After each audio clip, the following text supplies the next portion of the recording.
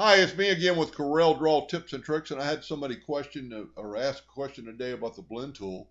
Not so much about the blend tool, but they asked why I use the blend docker and not the blend on the toolbox.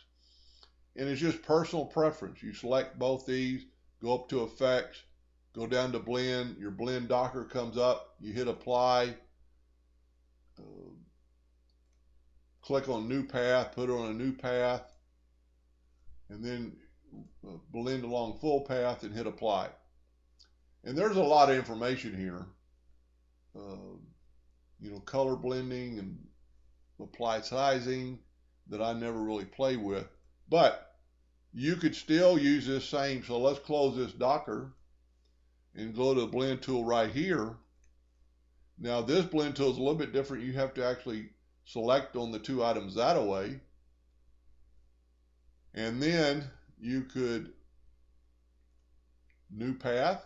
So it's got different icons.